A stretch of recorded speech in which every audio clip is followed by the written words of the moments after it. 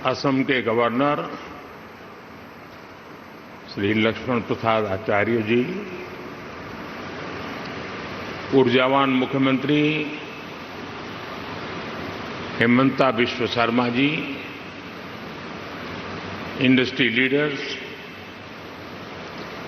अन्य महानुभाव, देवी और सज्जनों,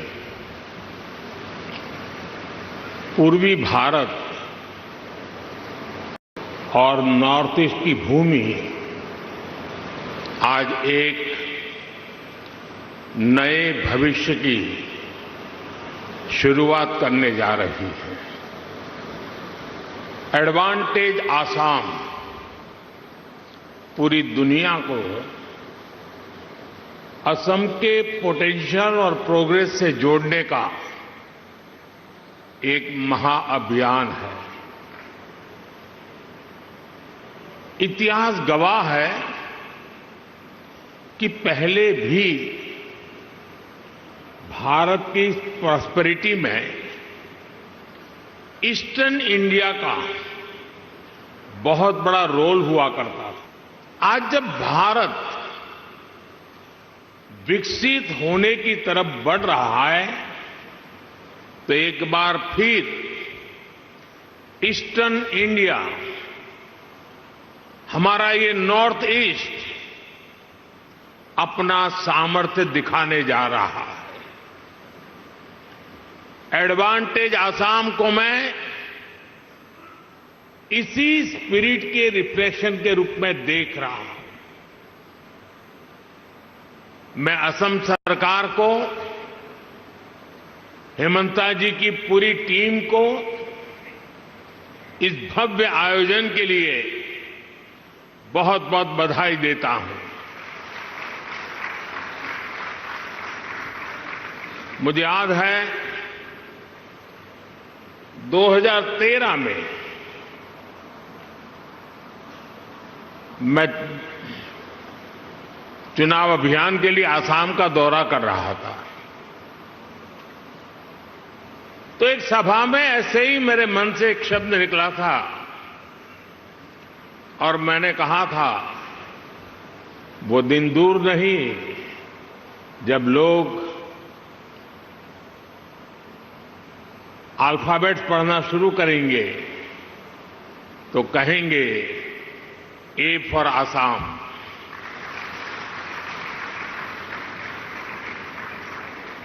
साथियों, आज हम सभी वैश्विक परिस्थितियों को बहुत बारीकी से देख रहे हैं, समझ रहे हैं।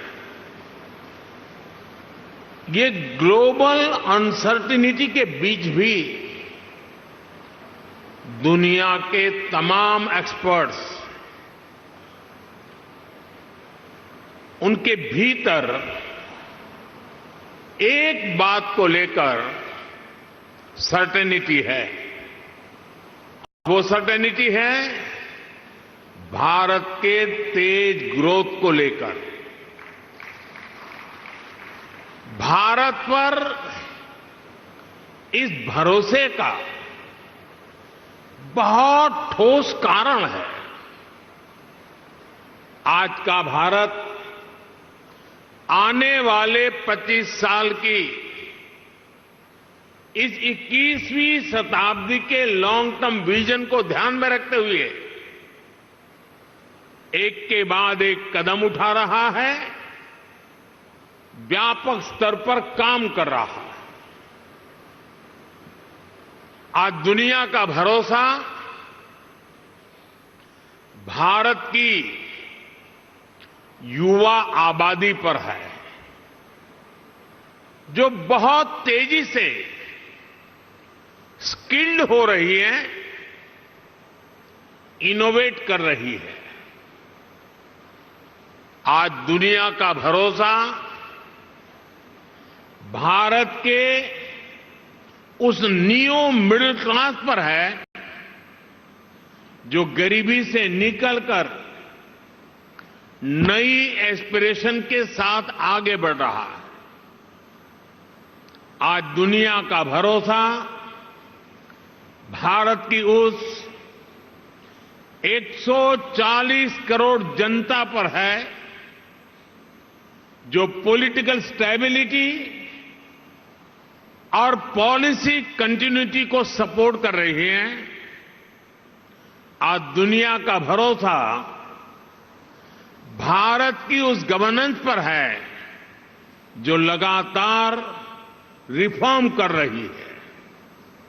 आज भारत अपनी लोकल सप्लाई चेन को मजबूत कर रहा है। आज भारत दुनिया के अलग अलग रीजन्स के साथ फ्री ट्रेड एग्रीमेंट्स कर रहा है। ईस्ट एशिया के साथ हमारी कनेक्टिविटी लगातार सशक्त हो रही है और नया बन रहा India middle east Europe economic corridor भी अनेक नई संभावनाएं लेकर आ रहा है। साथियों, भारत पर मजबूत होते ग्लोबल ट्रस्ट के बीच आज हम सभी यहां असम में जुटे हैं, मां कामाख्या की धरती पर जुटे हैं। भारत की ग्रोथ में असम का कंट्रीब्यूशन लगातार बढ़ता जा रहा है। 2018 में एडवांटेज असम समिट का पहला एडिशन आयोजित हुआ था। तब असम की इकोनॉमी 3.25 लाख करोड़ रुपए की थी। आज असम करीब 6 लाख करोड़ रुपए की इकोनॉमी वाला राज्य बन गया है। यानी भाजपा सरकार में सिर्फ 6 सालों में असम की इकोनॉमी की वैल्यू डबल हो गई है। ये डबल इंजन की सरकार का डबल इफेक्ट है। असम में हुए ढेर सारे इन्वेस्टमेंट ने, आप सभी ने असम को अनलिमिटेड पॉसिबिलिटीज का राज्य बना दिया है। असम सरकार यहां एजुकेशन, स्किल, अन्य कई प्रकार के डेवलपमेंट और साथ साथ बेहतर इन्वेस्टमेंट एनवायरनमेंट पर फोकस कर रही है। बीते सालों में भाजपा सरकार ने यहां कनेक्टिविटी से जुड़े इंफ्रास्ट्रक्चर पर बहुत काम किया है। मैं आपको एक उदाहरण देता हूं। साल 2014 से पहले ब्रह्मपुत्र नदी पर बस 3 पुल थे। यानी 70 सालों में सिर्फ 3 ब्रिज। लेकिन बीते 10 सालों में हमने 4 नए ब्रिज बनाए हैं। हमने इनमें से एक ब्रिज का नाम भारत रत्न भूपेन हजारिका जी के नाम पर रखा है। असम को 2009 से 2014 के बीच रेल बजट में औसतन 2,100 करोड़ रुपए मिले थे।